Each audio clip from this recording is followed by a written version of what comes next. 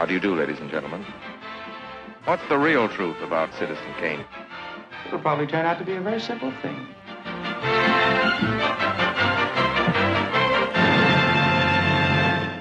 Hello, everybody. We hope you're doing well. I'm Parker. And I'm Max.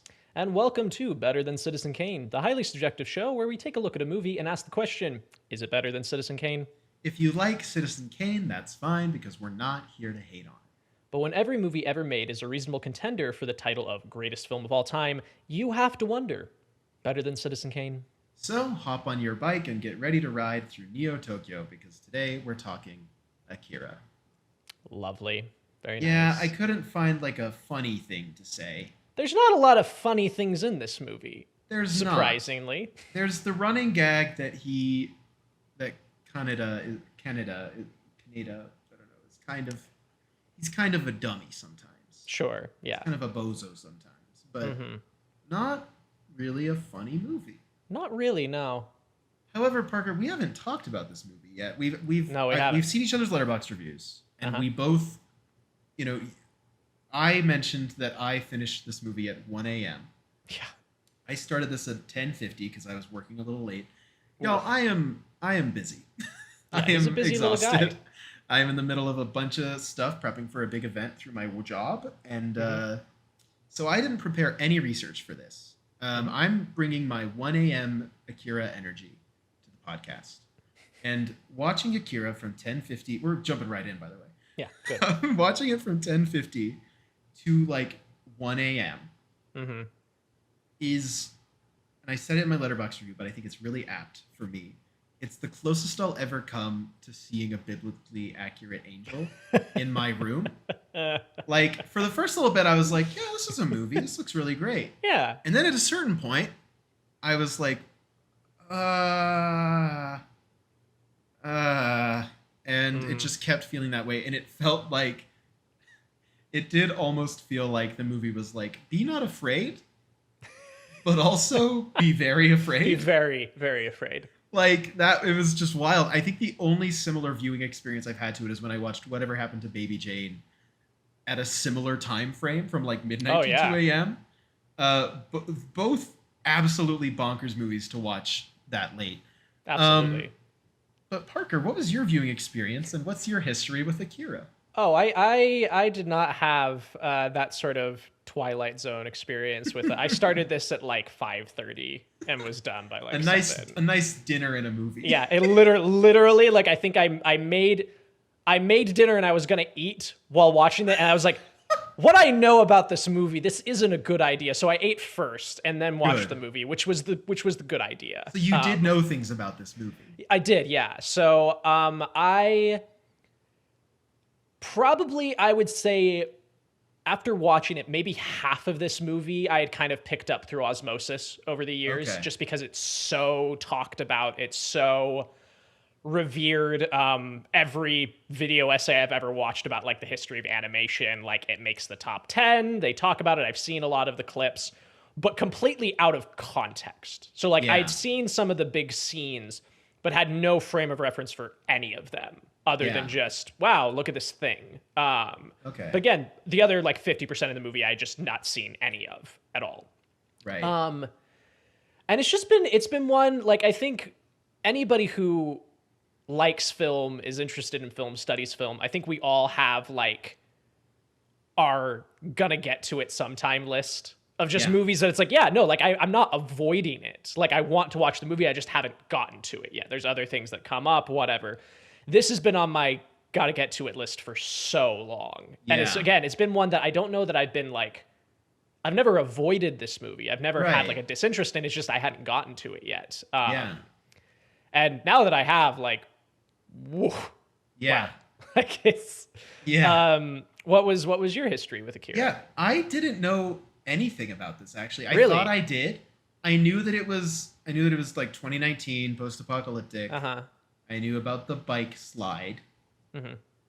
And I didn't know, and I knew that it was like a really incredible animation. I think I knew that like the taillights do the trailing thing. But I really didn't know anything about this. I thought I knew stuff about it, but I didn't.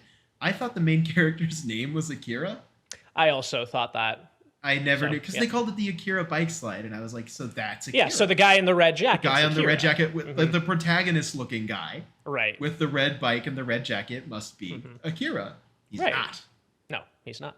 That is Kaneda. Who was Akira, anyway? Anyway, we're going to get to it. We're going to get to it. But yeah, I didn't have a history with this when I definitely thought that I did.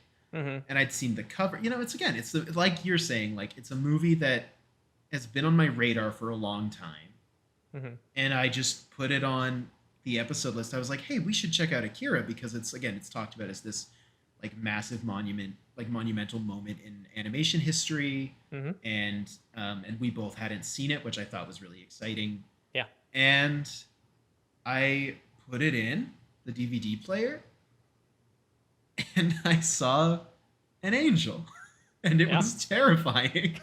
Okay, yeah, I'm gonna ask you though, because you were in a much better consciousness state. I saw the whole thing. I didn't fall asleep, but I think you might have had an easier time tracking this movie. Sure. So I'd love to hear your breakdown of kind of what. Yeah. So really quick, a bit of context that I want to give, because I found this was really interesting when I did some research on the film, because I did watch this at the time where I should have been able to keep up with it a little bit more. And I did, but I was still having a hard time with it. And I was like, okay, maybe it's just kind of dense. But as I was going through and doing my research, I found out some interesting stuff, which is that, okay, so this film is written and directed by Katsuhiro Otomo. I think I'm pronouncing that right. I'm not sure. But Otomo, this is based on a manga that Otomo illustrated and wrote. And what's interesting is that the manga ran from 1982 to 1990.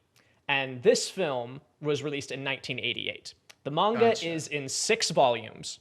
And basically, as I understand it, this movie takes the first half of the first volume, the second half of the 6th volume, and condenses everything in the middle.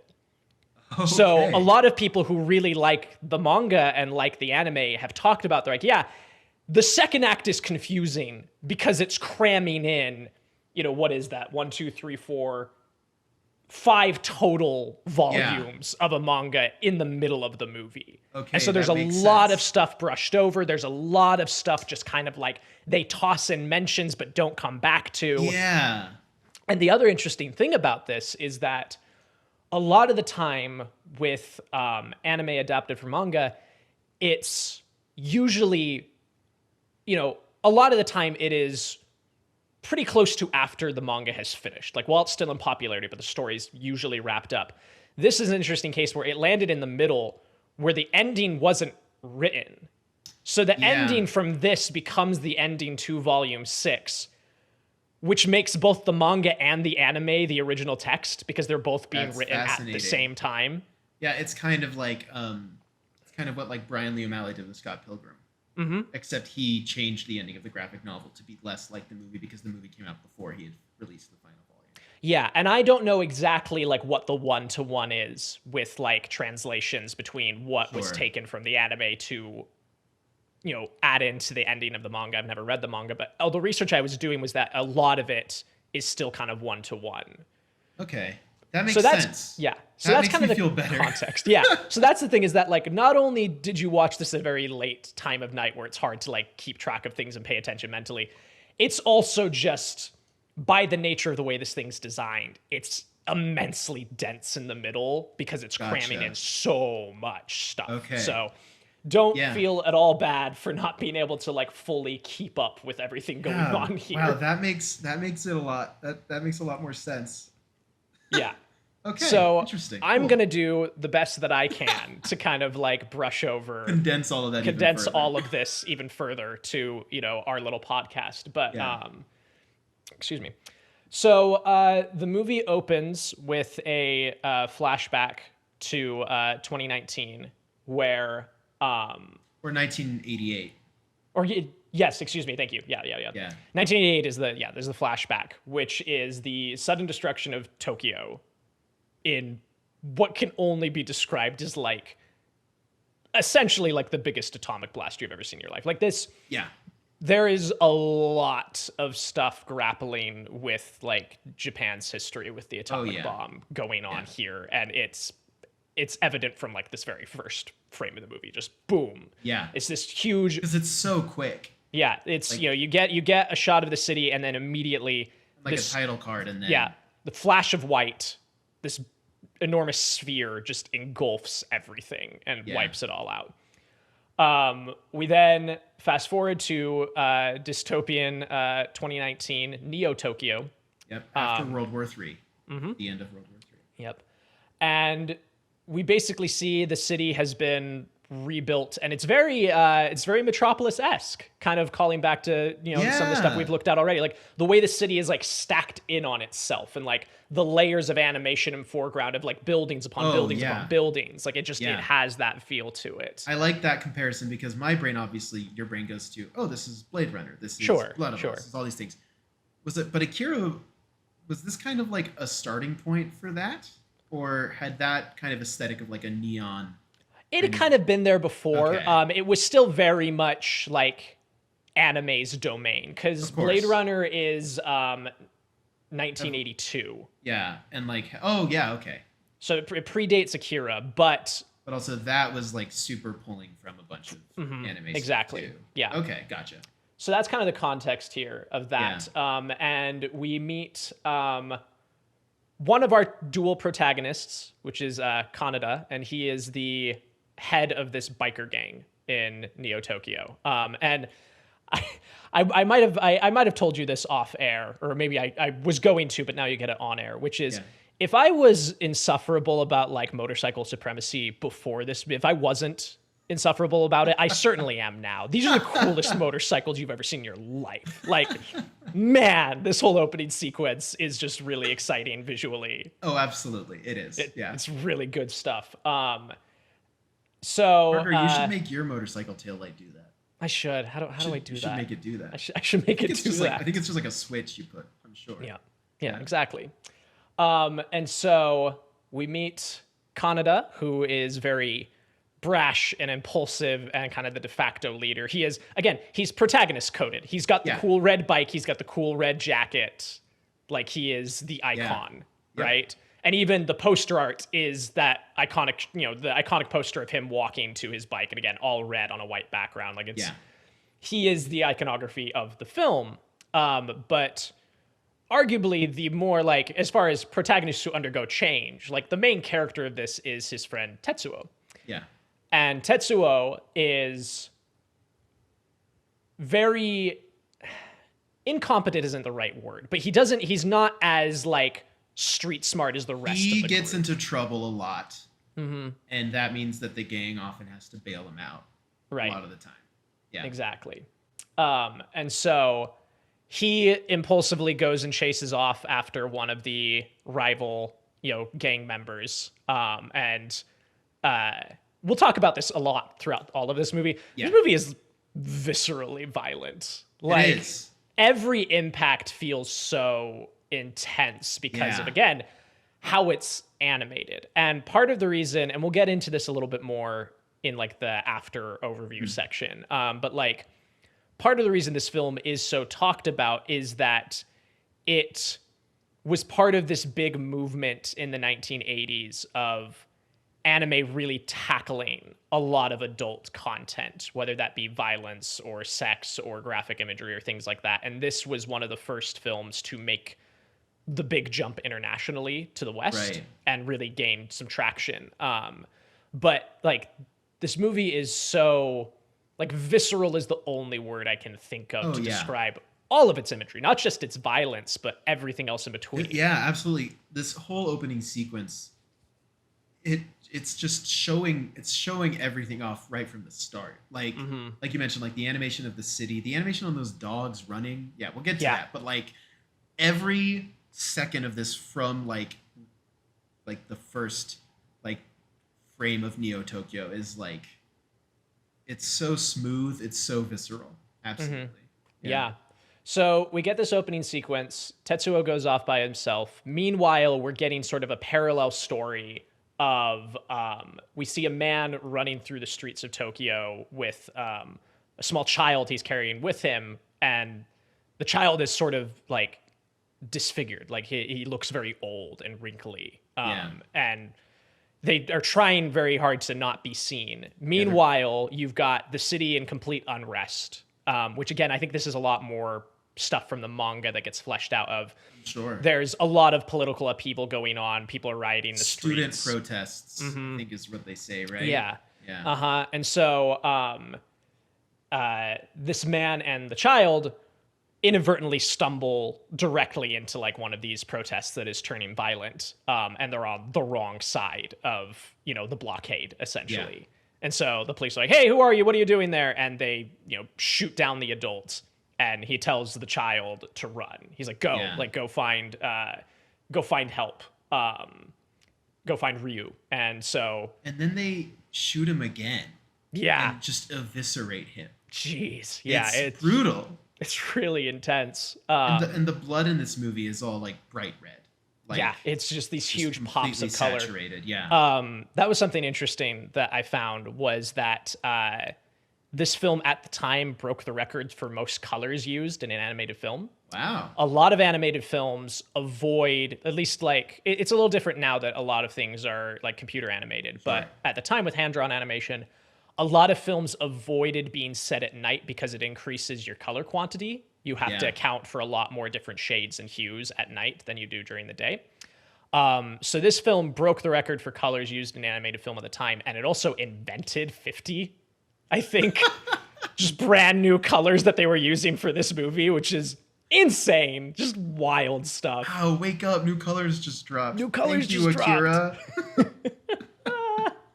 Wow, that's wild. Yeah. But yeah, the biker gang, they're fighting like a rival clown gang of bikers, right? That's kind of what they're doing. Yeah, so Tetsuo goes to run off chasing after them. You get this intersection of the child from earlier runs to like the abandoned district of the city, and he's being tracked by the colonel and another kind of elderly child figure who in like an orb chair. Yeah, he's got I really like the design. It's really cool. I've got the names pulled up. They don't mention a lot of names in this. Like I usually try to like keep track of names, but like there weren't a lot mentioned. Two of the kids' names, because was one of them Yoshida, or am I getting that wrong? Yoshida, that maybe. I think I'm wrong. Well, Takashi is the one who's running away right now. Yeah. And then Masuro is the one in the chair. Right. I don't so remember the name. I think I'm we'll get to it. We got my little summary. Sorry, spoiler. Sorry, you have a summary. Read it. Jeez. And so the colonel and Masuro are tracking Takashi and saying, "Hey, he's in like the abandoned district. Like we'll go get him or whatever." Just so happens to overlap with Tetsuo chasing after this clown gang, and he sees Takashi in the road and, you know, basically is going to run into him, but Takashi has some sort of psychic ability that protects him and blocks him, and the bike explodes. Takashi bails out. Tetsuo bails out and is injured. Meanwhile, Kaneda and the rest of the gang come to save Tetsuo and figure out what happened. Military arrives just at the same time. They take Tetsuo and they take Takashi, and they arrest the rest of the biker gang. And they won't tell them what's going on. They won't tell them what's happening. And Kaneda is like, "Yo, what the hell is this? Like, where are you taking my friend?"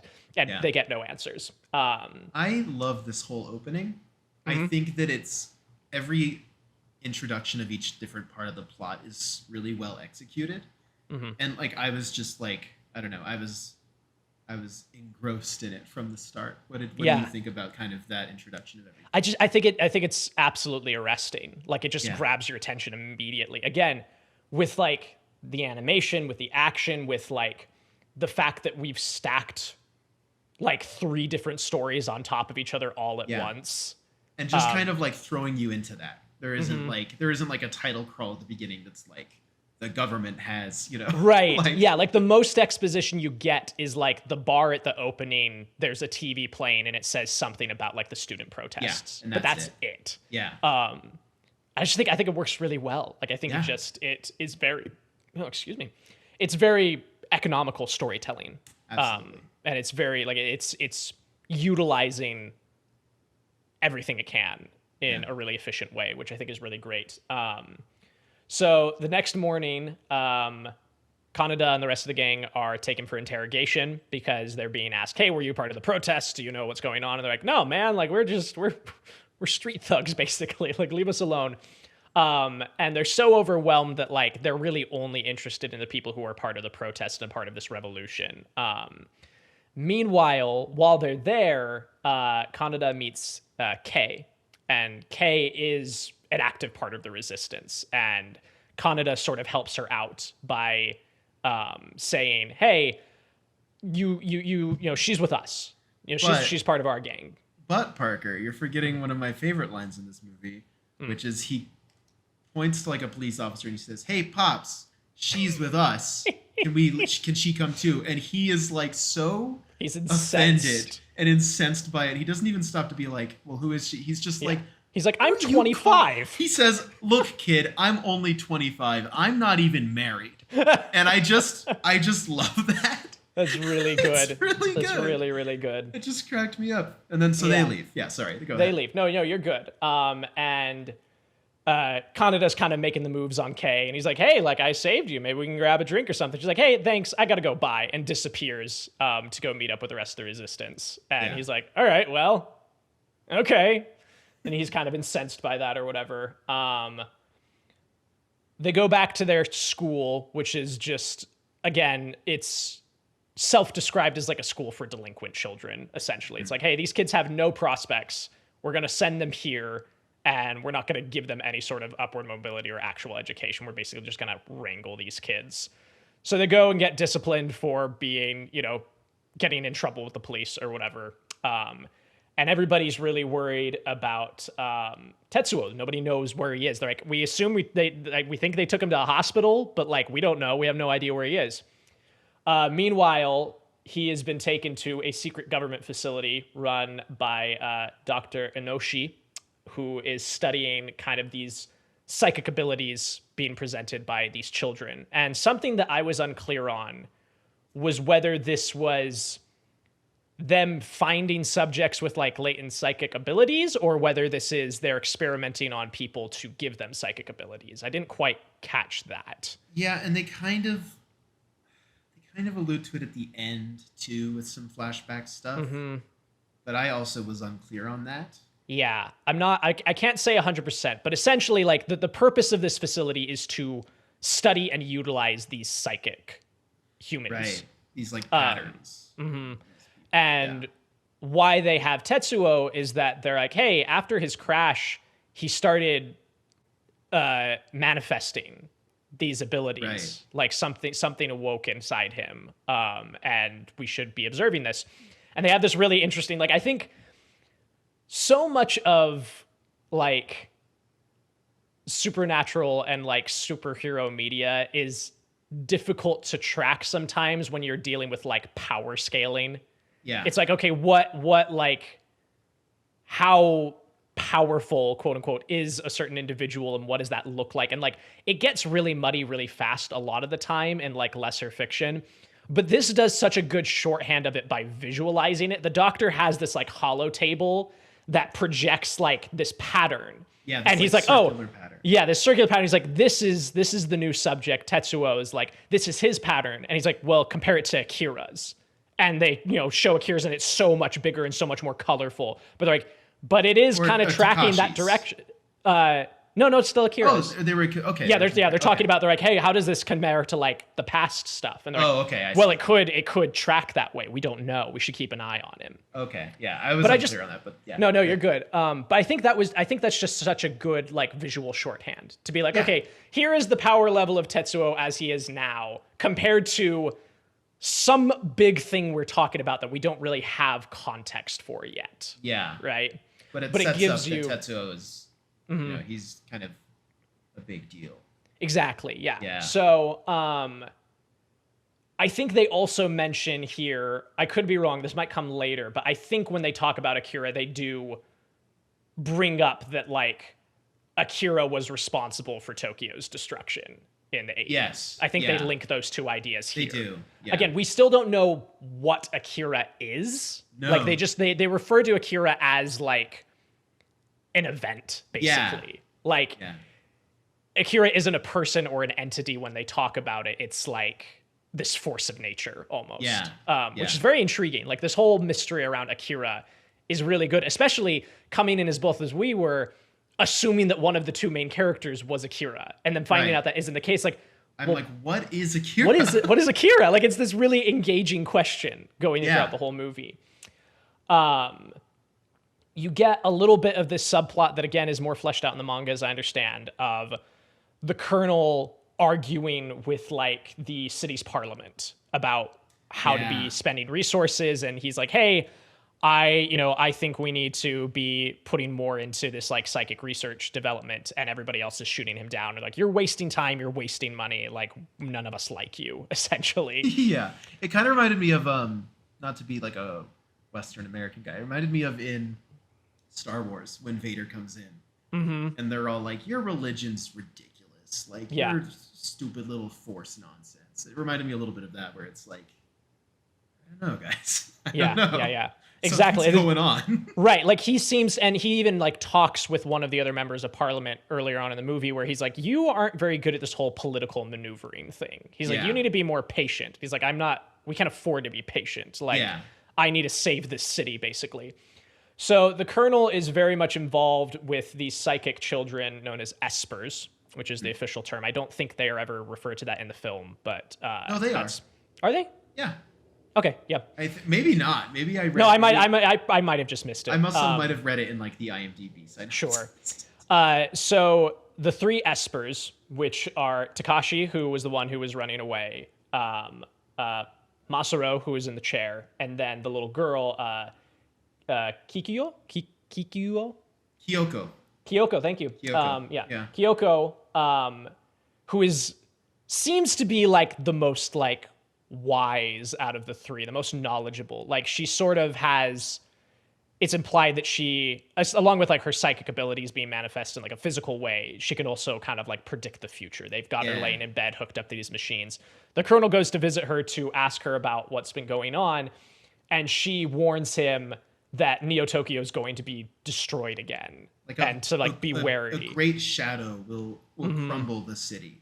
Yeah. And so the Colonel's nervous about that, and he connects that back to all the stuff the Doctor's doing with Tetsuo. And he's like, hey, you need to keep me in the loop of if this kid goes nuclear, like if this is tracking to be another Akira event, we need to kill him before that happens. And the Doctor's like, yeah, sure, of course. But clearly has kind of his own ulterior motives going on. Yeah. So Tetsuo is in the hospital recovering, and he manages to escape.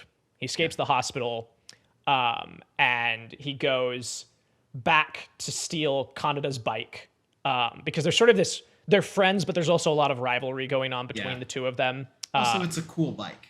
He wants the cool bike. Yeah, so he goes and picks up his girlfriend, Kori? Yeah, Koriko? I think there's a ko at the end. It's an I at the end. I don't Kaori? remember. Kaori. Kaori. I don't remember. Kaori is his girlfriend. I'm so sorry I'm butchering these names, everybody. At least Kaori. you're like knowing what they were. Sure. So he goes to get his girlfriend Kaori. They steal the bike, but the clowns ambush them. Kanada and the rest of the gang come to rescue them. But Tetsuo is getting like really bad headaches and these visions, which is the TikTok meme. It's the meme. Which we both watched this in the original Japanese with subtitles, but I want to go back and watch the dub just for that bit. Leave me alone. Yeah. Yeah. Which also is why I thought one of the characters' names was Akira. Sure. Yeah. Because the little voice is like, Akira. Yeah. Yep. He's suffering these hallucinations. And they're wild. Yeah.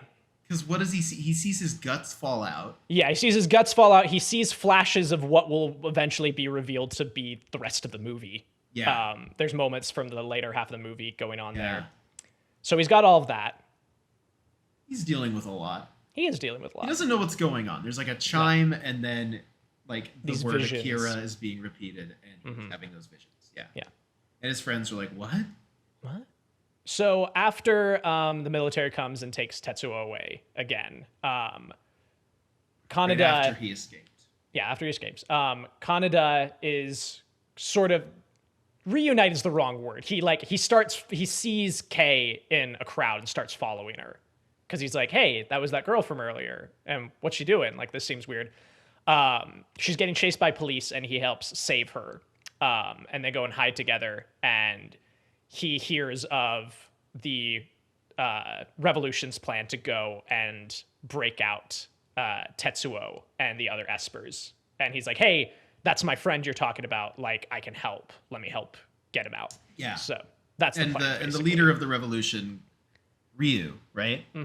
He kind of is like, he lets him come along because he's like, well, it's like he can be a decoy if nothing else. Yeah, like, exactly. Like they're very hesitant to have him join because they think he's a spy. And also, like, who is this guy? Kind of, if he's not a spy, he's really dumb.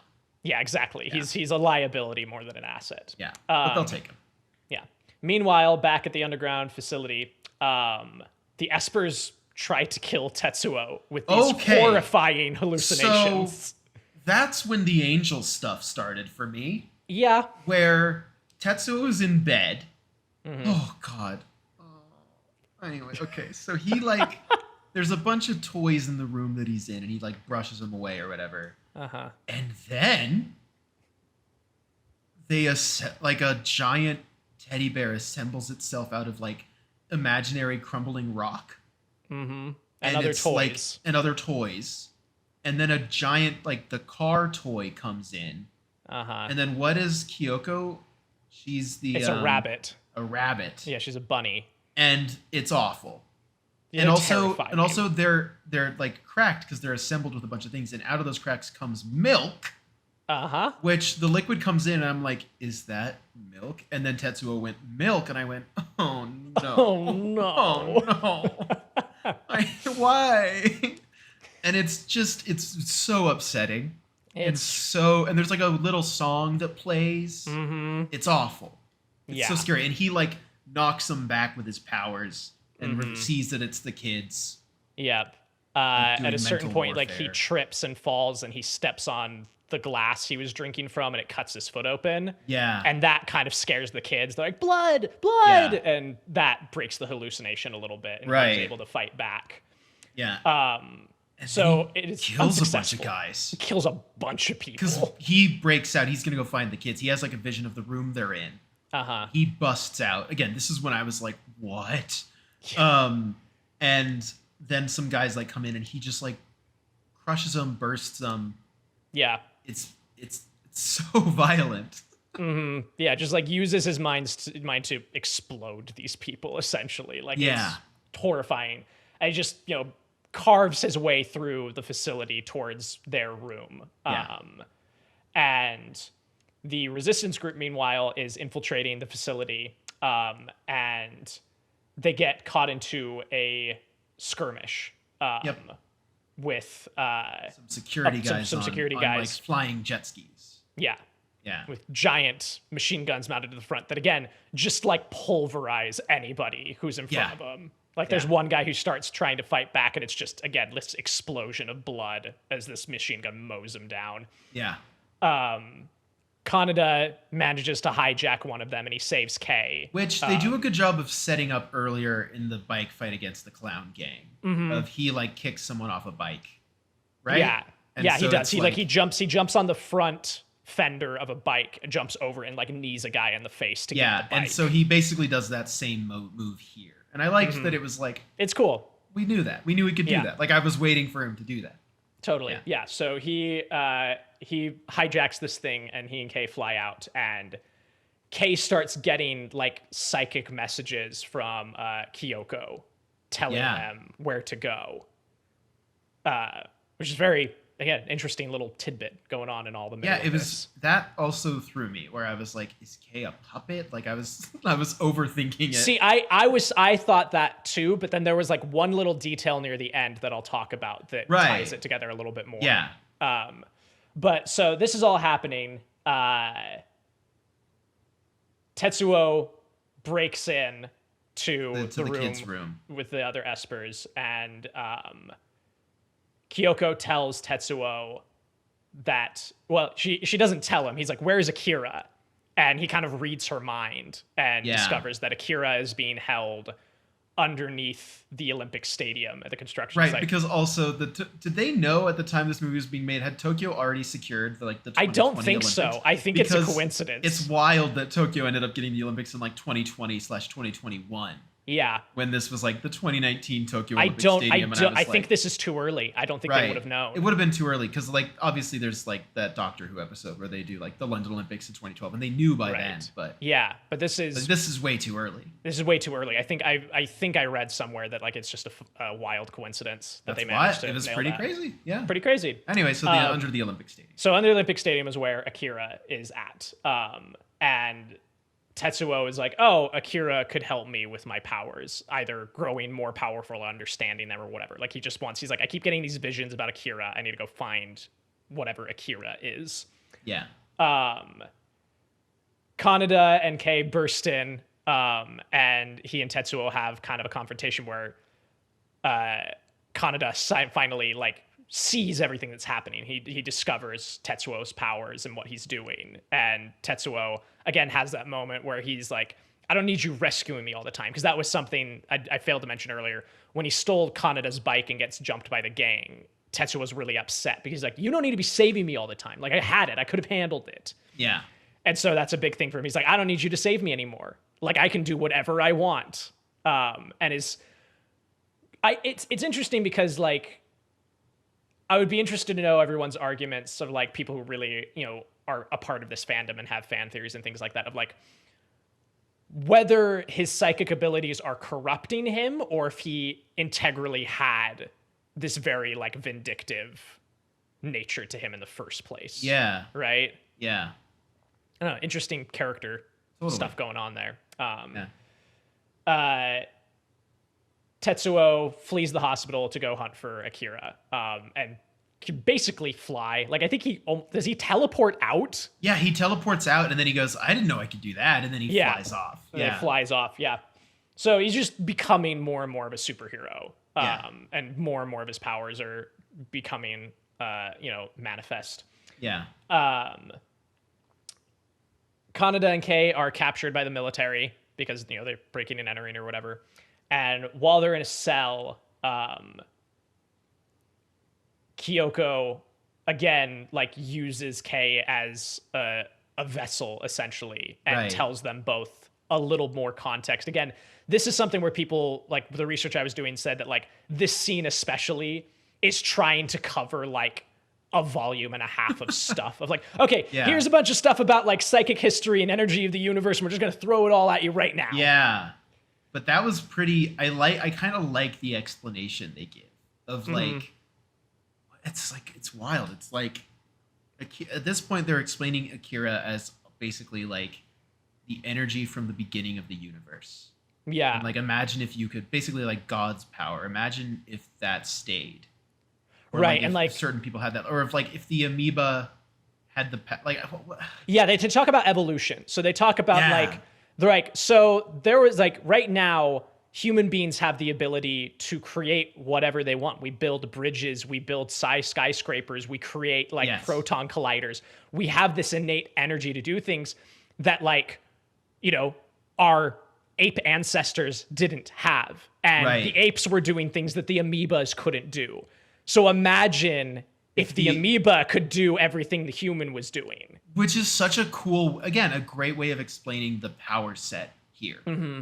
Of because that is and Kaneda this is a moment where he really sobers up, where he's you're telling me that's what this is? It's this idea of well, imagine if it, that equivalent, but for humans, right? Of what if a human could have the ability of what the equivalent of a human's ability to an amoeba? Yeah, that scale of evolution is going forward from a human being. And it's so cool. And it's such an interesting, it's a great way of explaining it. Yeah. It absolutely puts into perspective what you're dealing with here in a way that so many other, you were saying, so many other similar stories just don't really manage to do. Mm-hmm. It's really wild. Yeah, like I really like their explanation. And again, it gives you enough of a framework to go off of to like really understand the depth of everything going on. Because so much of like that's something I've only watched a little bit of it, but like I've talked to friends who are really into like shonen anime and specifically stuff like Dragon Ball Z, and something they complain about is like power crawl and power creep, which is like, okay, when you say that this is the most powerful thing in the world, when your character goes Super Saiyan, you have to keep going from that. Otherwise, the stakes stay stagnant. So then you just get like these cosmic levels of power creep that mean nothing because we have no frame of reference for it. It's like, well, yeah, he can punch a planet out of the sky. It's like, cool. We have no frame of reference for that. So like, what are the stakes here? Like, can he be killed? Can he not be killed? Like, that becomes an issue. And this does such a good job of like conveying to you, like you were saying, the power levels we're dealing with, while also, as we're going to see here in like this climax sequence, showing the stakes for Tetsuo as this like all-powerful being. That like, he's not completely invulnerable, which then creates a lot of tension going on throughout all of this. So we get that whole info dump, which is really well done.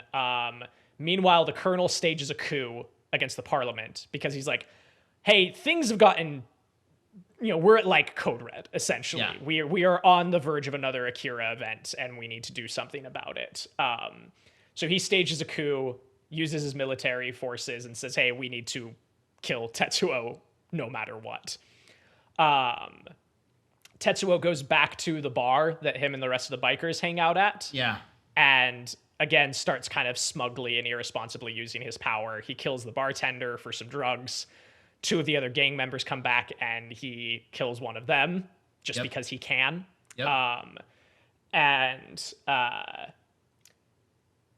Then Kaneda and Kei escape with the help of Kyoko. Like, she unlocks the doors for them and lets them out. He reunites with his other gang member. Another K name there. The one surviving gang member's name is apparently Kai.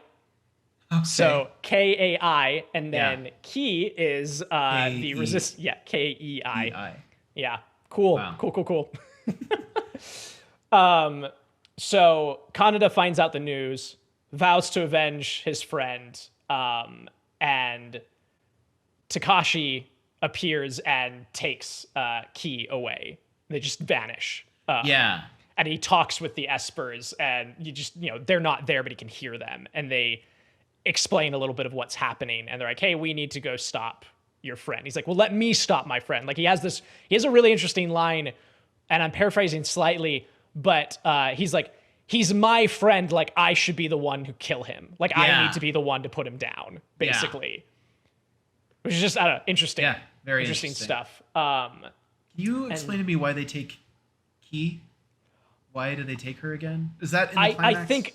I think they're again using her as a vessel. Right. They're like, okay, we can channel all of our psychic power into her. Okay. The three of us can use her, and she can combat Tetsuo, essentially. Gotcha. Yeah. It's at least what I gathered when I was watching it. Like, that seems to be what's going on. Yeah. So they take Ki. Tetsuo starts a rampage through the city, and earlier, something I failed to mention that isn't really fleshed out here much, but again, as I understand, plays a much bigger part in the manga, is this whole like religious subsect who is hailing the return of Lord Akira. Yes. So you've got these kind of religious fanatics in the street doing these demonstrations and saying like, turn unto our God, like the end is nigh, all that kind of stuff. They mistake Tetsuo for Akira. Yeah, and they're like, Akira's returned. He like takes like a flag and makes it a cape. Yeah, he's fighting downtown, and there's, I think it's like a dress or a robe. It's on a mannequin, and he rips it off and he makes a cape out of it. Yeah. Which again is really, I don't know, it's just good iconography. I really like his like end look with like the red cape with his white shirt underneath. Yeah. So Tetsuo rampages through Neo-Tokyo. The army is trying to stop him completely unsuccessfully, and he's just carving his way towards the stadium, where Akira is being held in this cryogenic facility, essentially.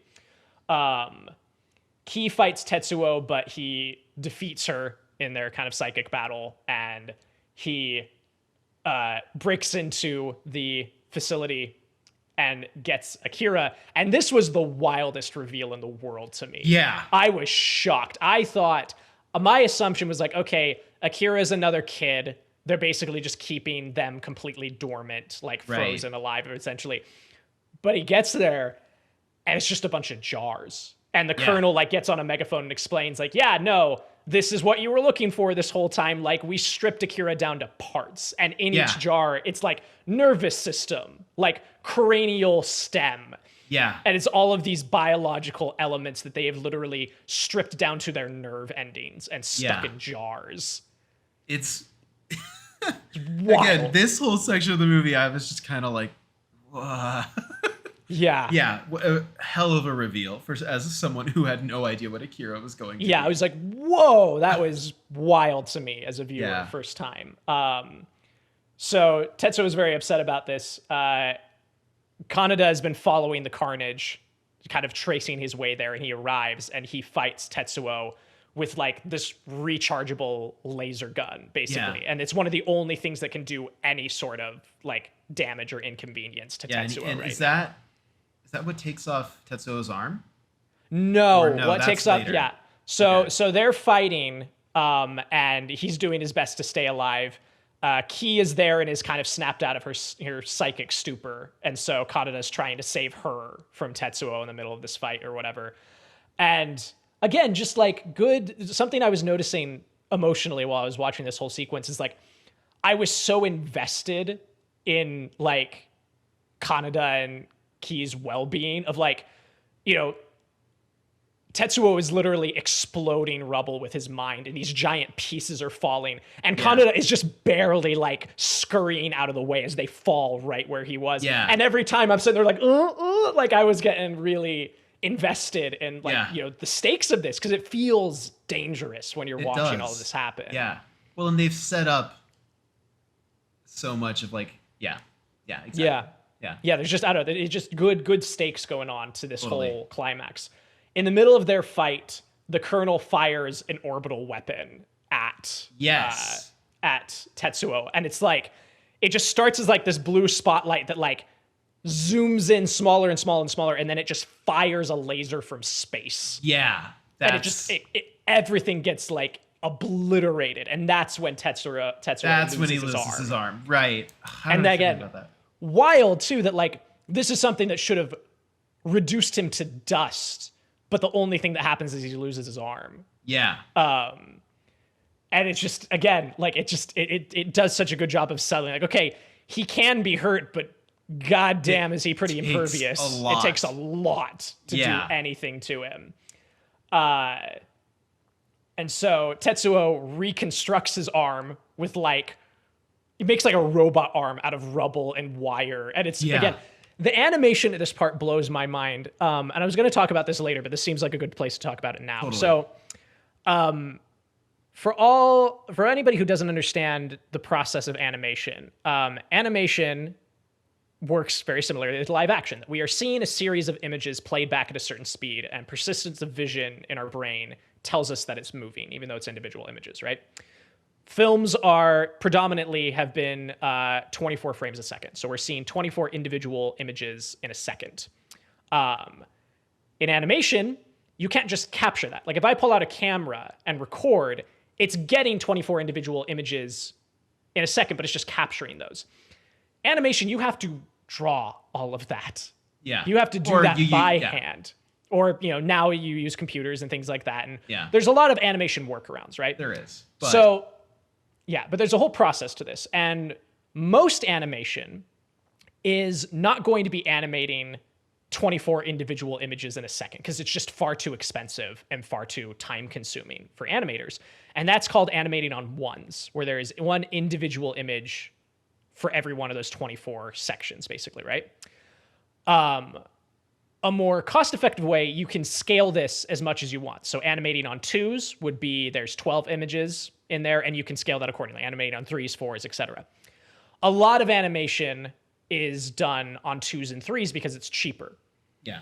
Almost all of this movie is animated on 1s, which is insane. And like this sequence where you see his arm come together is a really great example of that. There is a fluidity and a level of detail that exists in the animation of this movie that is staggering. It is. Because animation already is very like, again, it's time consuming. It takes a lot of time to sit down and have an animator draw this stuff out. Even if it's just a person, like somebody walking is going to take a lot of time. This movie has more like destruction than I've ever seen in an animated movie before. And it's all done by hand. Like this insane level of detail of cities crumbling and like granite cracking and exploding into the air. And again, Tetsuo's arm reforming, like the level of detail that's happening. And then you think about that there's 24 individual drawings in there for a second of this movie. Yeah. It staggers the mind to start thinking about it that way. It's almost incomprehensible when watching Akira. Like, especially Akira. Like, a lot of animation, sometimes I have to remind myself, I'm like, this is, especially with, like, stop motion, I have to be like, this took so long. Yeah. And for Akira, I almost can't even think about it because it hurts me. Yeah. To imagine it. Yeah. Wild. It's wild. Check out Akira, everyone. Yeah, check out Akira. Well, listen to the end and then decide if it's for you. So Tetsuo loses his arm. He reforms it. He is now in like a ton of pain. Like his headaches and his like visions are getting overwhelming, and his powers are sort of out of control. Yeah. His girlfriend Kaori comes and tries to like help him. And she's freaked out by his arm. Doesn't work. Yeah, it's freaked out by his arm. It's like, what is that? The Colonel shows up. Mm-hmm. Right at the same time. Yeah, the Colonel shows up. This is all in the Olympic Stadium at this point. Colonel shoots him. Mm-hmm. And then something spills out of him. Yeah, something gooey. Something real gooey and gross. Yeah. And it's like a tumor. It's like a gooey tumor licorice twist. It's awful. Yeah. And it like starts trying to like absorb the Colonel. Mm-hmm. But then a laser fires at it. And Tetsuo looks and it's Kaneda. Mm-hmm. He's on his bike with the laser gun. Yeah. And this sequence really blew my mind. Yeah. When he starts like chasing after Kaneda, and like that first moment when like the cement lifts up as he's trying to drive away. Do you know what I'm talking about? It, like, tilts up completely. Anyway, it's because like he's on his bike, he throws it into reverse. Tetsuo sends out a psychic attack, and like all of the concrete gets buckled. And I know exactly what you're talking about. Like a concrete slab goes up, his bike is like at the edge of it, and he goes back forward down the other end. And it's wild. God, it's so cool. Oh my God, it's crazy. Because this fight is basically, for a little bit, it's Kaneda on his bike and Tetsuo being this horrible tumor god for a minute, right? Yeah. Before he really opens up. Right. There's a bit of a fight before he opens up. Yeah, because he's like, when the Colonel tries to shoot him, he like lashes out and his arm turns into like this big fleshy mass, and like he's controlling it somewhat, but then the tumory stuff starts taking over and he starts calling for help. He's like, Kaneda, help me! Like I don't know what's going on. Awful. It's terrifying and heartbreaking. I will never forget how awful I felt. Yeah. In this moment. So, are the kids there yet? The kids have arrived now. The tumor is growing. It's absorbed and killed Kaori at this point. No, okay, we can't brush over that, Parker, because that line, there's a line that has haunted me, and it's going to continue to haunt me for at least a month. And it's that, oh my God, I hate it so much because she gets pulled in, and then Kaneda gets pulled in. Kaneda gets pulled in, and while Kaneda's in there, Tetsuo is communicating psychically with him. and is saying, Kiori is dying. Yeah. She's dying. I can feel her pain. I can feel... No. Hang on. Okay. So sorry. You're this good. This is the thing. Yes. This is Please. my nightmare now, Parker. Yeah. This is what I see when I close my eyes. Oh, no. Because it cuts to his flesh, like, stitching together. Like, musculature stitching together. And Kiori is trapped inside. And then it's that red blood burst. And it stitches over it. And then Tetsuo says, I can feel her pain coming into me. Oof. And it made me want to throw up and die and cry. Yeah. It's the worst thing ever. It's pretty terrible. I don't know why the exact wording of, like, I can feel her pain coming into me is so upsetting and like, immediately sad. Following that, like, blood pop. Yes. That happens. The pop happens, and then the idea that he is feeling her pain. Like... It's like absorbing it. Yeah. It's frightening. It's genuinely terrifying. It's the worst thing. Horrifying. This whole so final awful. sequence is terrifying. Kaneda ends up breaking out with his laser gun. Yeah. Okay. Yeah, he's getting also very Princess Mononoke, being absorbed by this big demon creature of sorts. But he busts out with his laser gun. Meanwhile, the three kids have assembled all of the jars of Akira's and they're like system. They're like, it looks like they're praying, but they're like trying to like they're channeling their energy. They're channeling their energy into Akira. They're trying to revive Akira from this jar. These jars. Like these jars, basically. Yeah. The mass keeps growing. It starts like creeping onto them, but they're still like praying and focusing on all this stuff. And then they manage to revive Akira. And Akira reforms as a child. Another child. And immediately creates another singularity, another like giant white explosion. And the angel of it all continues. Because Tetsuo and Kaneda get drawn into this thing. and we get a quick... Well, the Colonel gets teleported. Yeah, the Espers teleport the Colonel... They say, hey, go in here. And they say, you'll be safe. And that was the one thing where I was like, where is that? What do you mean he's going to be okay in a tunnel? But they say, go in this tunnel. You'll be fine. And then they teleport back. Yep. And Tetsuo and Kaneda get pulled into the like singularity explosion atomic nature of it all. Yep. And then Takashi goes, he wants to go in and save Kaneda. Yeah, he's like this. He has a line. He's like, none of this is his fault. Like, he didn't do anything. And the other kids are like, if we go in there, we won't. They say it in a weird way. If something along the lines of like, if we go in, we won't be able to pull ourselves back out. Like, we can't go in. Stay. And so they go in. To save. All three of them go in to save Kaneda. Because they agree that only the three of them all together can save him. Yeah. So meanwhile, Kaneda is going through some sort of dimension hopping, essentially, like he's humbling just, through time. And he's just nonsense. flying through space. He's seeing visions of Tetsuo and his childhood and how they met. He's seen visions of the Esper's childhood and their psychic training before they were kind of mutated. Yeah. And was Tetsuo one of the kids?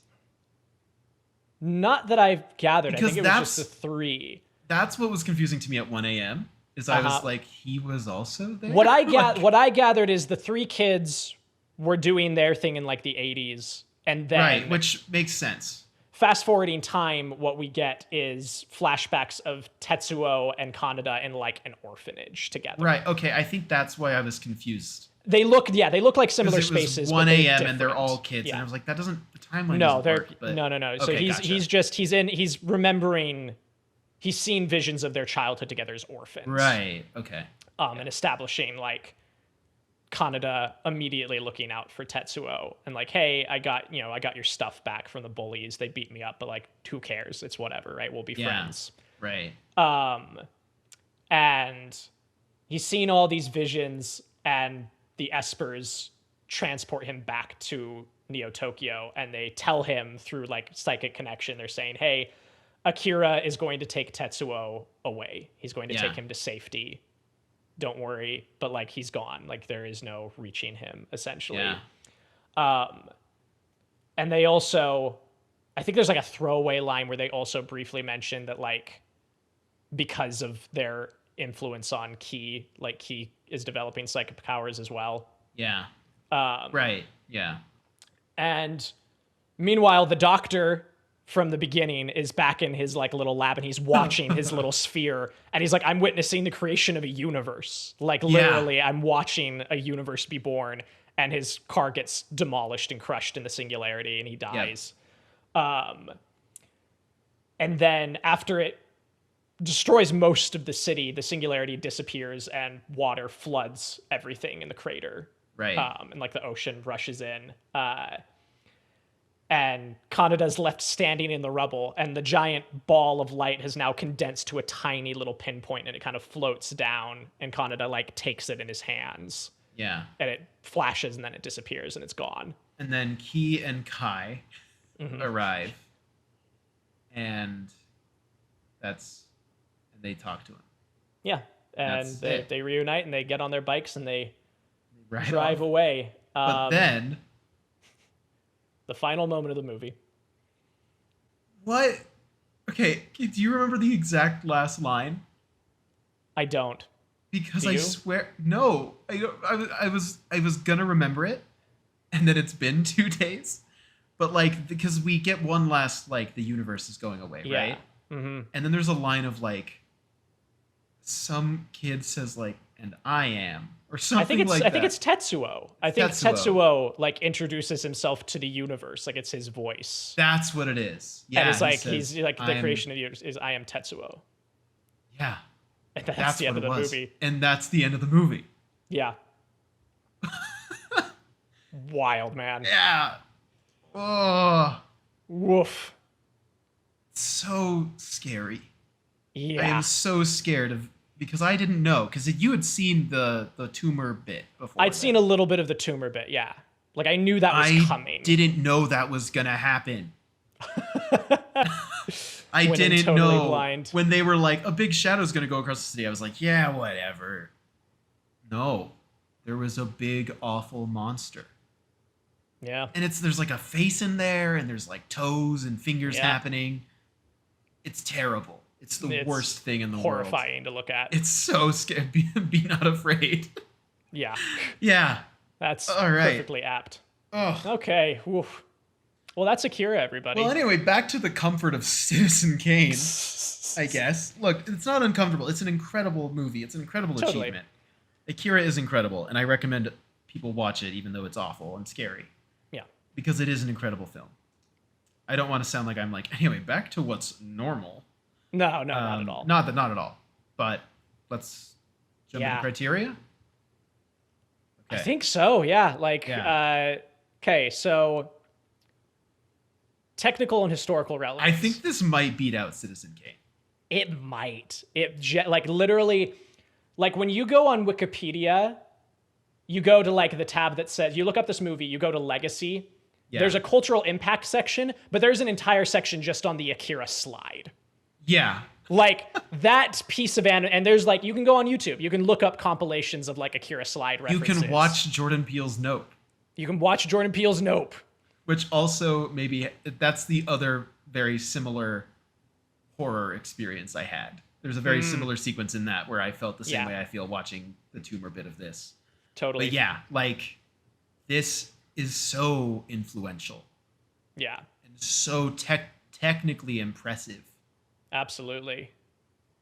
It's just it's a benchmark for animation, for anime, for just for like film. It's just it's seismic. Like it is. This is probably from the stuff that I've done research on and just like even my own experience with like film history and studying, out of all the things we've covered, this is probably the closest equivalent to like hearing people talk about this movie the way people talk about Citizen Kane, where they're like, there is everything in animation history is pre-Akira and post-Akira. Yeah. Like there is a lot of that kind of talk with this movie. And having seen it, I get it now. Like I'm like, this is massive. Unreal. This thing is gargantuan. It's huge. Yeah. It's like you're watching an entire universe be created. Absolutely. I think it goes to Akira this time. I think just so. As a recognition of that. I think that you can say Citizen Kane did for film what Akira might have done for animation film. Sure. But I think I'm going to give it to Akira on this. I think so. I'm with you on that. I just think it's... Yeah, I don't know. It was transcendent. Like, it was incredible watching this movie. Yeah. What was your Letterboxd review? It was like, I can't believe they put pencil to paper. Yeah, it was something along the lines of like, I can't believe animators managed to capture God using pencil and paper. Yeah. Wow. Okay, yeah. So how well do you think it's doing what it's trying to do? I think it's doing it extremely well. Again, I would be very interested to read the manga and know what stuff is being glossed over and what stuff's being like footnote. But I think for what it is, I think it's incredibly engaging. It's awe-inspiring. It's horrifying. It's spectacle. It's exciting. Like, I think it is hitting everything it's trying to do really well. What do you think? I think so too. Again, I think obviously we can talk about kind of that middle section and how it's kind of brushing past a lot of things, but holding its own as a film, I don't think, like, we both gave this 4.5. Yeah. I don't think it's perfect. Sure. I don't think it's flawless, but I do think it's perfect. Yeah, I can get behind that. I would say. I think the 4.5 comes more from the third criteria than from the that's actual, exactly where my like, half star comes off. Than the actual like craft of it. Sure. But I think that it's doing everything it's doing incredibly well. Absolutely. So, but agree. Is it doing a better job than Citizen Kane does? I mean, I think so. I don't know. Yeah. Maybe. Maybe we'll come back to that one. Okay. We'll circle back around. Okay. Personal enjoyment. Personal connection with this. Personal connection. I did feel things. Mostly stress. Sure. And fear. And awe. I don't think I emotionally connected as far as, like, I didn't feel emotionally invested in Tetsuo and Kanada's friendship. Okay. Specifically, as if that was trying to engage me emotionally. I didn't feel incredibly attached to that. But again, like, I think if its goal was to make me feel afraid and also like amazed and also like that the stakes are real, I think it did that really well. And then again, like explaining the power crawl, like how it did that, and like the power set, and I think it did that incredibly well. So, and I think I did connect with it. I was more engaged with it than I was with Citizen Kane. Yeah. So I guess I'll give it to Akira. What about you? Yeah, I would say that I probably agree in the sense that like I wanted to connect more with like the relationship between Kaneda and Tetsuo. Like I think it's there, like the seeds of it are there, and I wanted to latch onto it more. Like I wanted it to break my heart in the way so many other of those like friends turned enemies storylines just like hit me on a guttural level. And it didn't quite, because they never seemed friendly with each other. No, they were definitely more rivals. There was constantly just rivals rather than like good friends Genuine who now friends. Aren't anymore. Right. So like, I don't think that hit me quite the same way that like I would have hoped. But then again, I don't know if that was the filmmakers' intent. I don't know if that was even something they were going for. That was just something we don't want to criticize Akira for not being Parker and Max's Akira. Right, because that's something you and I talk about a lot, of like sometimes there's a tendency to slip into like you start critiquing the movie for what it wasn't. Yeah. And it's like you're critiquing a movie that doesn't exist. Yep. Rather than like trying to engage with what is there. So like that was the only thing that stood out to me of like, I think my half star was there for that, of like I wanted to get more out of that relationship and I didn't. And then the other half is just like, I'm not a gore and violence kind of guy. Like, it's not like I can handle it. Like, it's not like it's not like I was sitting there like, oh, I need to turn this off. Like, I wasn't feeling that way. It's just not what I seek out very often. And so there was a lot of it that was like just viscerally horrifying to me. Yeah, and I didn't have a good time with it. Yeah, I was like, oh no, this. Ugh. So that was kind of my half star of like you said, it is a flawless movie. I can 100% say that. It's just my personal enjoyment. It's not like, oh, what am I gonna watch on a quiet like Saturday night? Akira, let's put that on. Like let's put Akira on. No. It's one of those that like I'm sure I'll revisit again in context of like other things that I want to revisit about it, of like the animation and the art style. I'd be interested in hearing the English dub because I have heard it's one of the best dubs. Yeah, I've heard that's why I texted you before we even started. I was like, which one are we watching? Because like I want to do like the way it's intended for the filmmaker, but also like I've just heard it's a really good dub. Yeah, so I'm curious about the dub, but I do think, Oh, I don't think we mentioned that. Everyone, we watched in the Japanese subtitles, with Japanese with subtitles. I think that going forward, when we do movies like this, I think we'll just try and do the original version, like the filmmakers. Yeah, because I think this was the first. I think this is the first one we covered on the podcast where we had this issue. Like I don't think we've covered anything else that. Because all the other foreign language stuff we've done has been live action. And most of those aren't dubbed. The closest we did is Metropolis, and we just made sure that we watched the one with that's the most complete version of the original vision, right? Yeah. So. Exactly. Yeah. So Parker, the big question of the hour, is it better than Citizen Kane? Taking a step back from criteria if you need to. We didn't go back to the second criteria. The second criteria, I think it's a clean sweep. I think it's 3 for 3. I think it is too. I think it's 3 for 3. Outside of the criteria, this might again fall into some of that recency bias we talk about a lot on here, but I think it is. I think this is a more engaging film. I think this is a more artistically interesting film. I think this is doing things not just in the animation medium, but in like the filmic medium that are super engaging and like, I don't know. I think it is. I think it counts. Okay. What about you? I don't know. I'm really torn on it because I don't know. I've been getting more and more unsure, Parker, of some of our previous rankings. But it doesn't matter. It doesn't mean it's not like it's all subjective. It's all subjective. Again, it's the objectively subjective show. Yeah, exactly. I think I would still enjoy watching Citizen Kane. I don't know because Citizen Kane is more my kind of movie. Sure. Than this, but I think I enjoyed the experience of watching this more. I'm going to give it to Akira, but I think it's another really close one for me right now.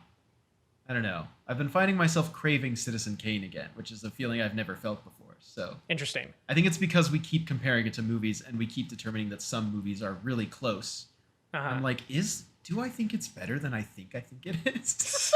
Well, I'm excited to revisit it in January when we do like our we're gonna do like an annual, maybe not an annual, but we're gonna revisit Citizen Kane at the start of next year, everybody. It'll be good. So be ready for that. If you've been seething at our rankings, don't worry. We're gonna give Citizen Kane another shake eventually. Yeah. But yeah, I'll give it to Akira. All right, cool. Great. Akira is better than Citizen Kane. You heard it here first. Heard it here first. Or maybe you Max,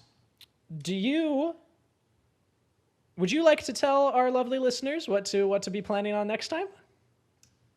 I would, because I think it's something that they've been waiting for. The people have been clamoring. Arguably, you might even say it's been 84 years since we first promised we would be covering Titanic.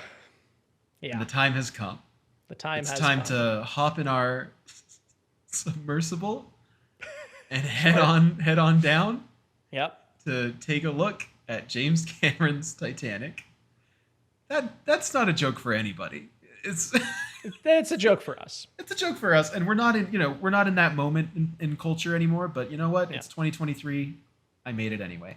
Absolutely. We're doing Titanic next week. We're doing Titanic. We're finally really doing excited. Titanic. Parker and I have got our tickets. We've got our tickets to board the Titanic.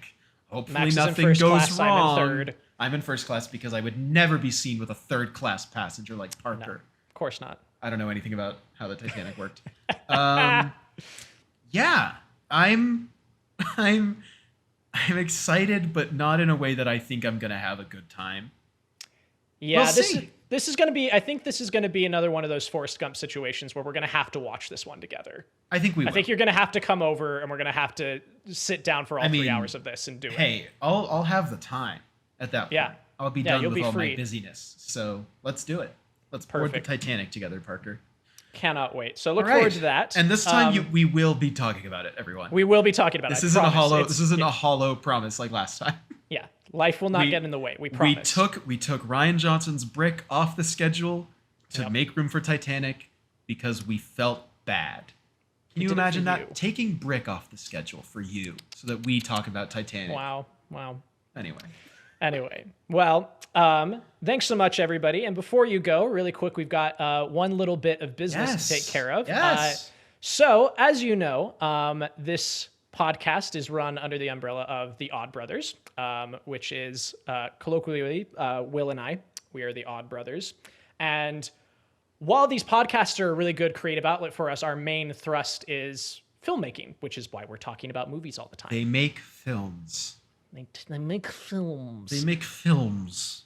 And after a little bit of a hiatus, we have come back and we're doing another project. So Will is wrapping up his Master Fine Arts studies, and he's working on a thesis film. And his thesis film is called Lanes. It's going to be a buddy comedy bowling movie about a young man and an older gentleman who unlikely pairing sort of bond over their shared love of bowling. And it's going to be very slice of life and wholesome and fun. And at the time this podcast goes up, the Indiegogo campaign will be live. So if you would really appreciate, I'm going to link in the show notes, a link to our page.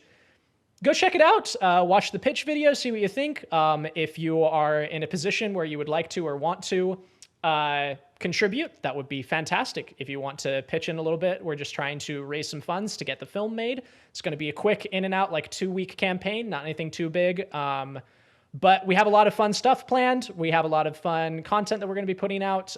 Some really great perks for people who donate. And even if you can't donate, if you're willing to go take a look, if you want to share with people, spread the word, post on your social media about it, that's going to be super, super helpful to us. So just wanted to do a quick little plug on that. And I hate doing these. I'm not very good at them. I don't like asking people to check out my creative stuff other than just my ramblings with Max about some movies, because this feels a lot less vulnerable. This is just kind of two guys talking for me, which is really good. It's a good outlet for me. Whereas like talking to people about like, oh, these are the films Will and I make feels a lot more, I don't know. It's tough for me. So there's my rambly plug to go check that out. Yes, please do, everybody. Go support Lanes. All right. Well, with that out of the way, thanks so much, everybody, for listening. We will catch you next time. Catch you next time.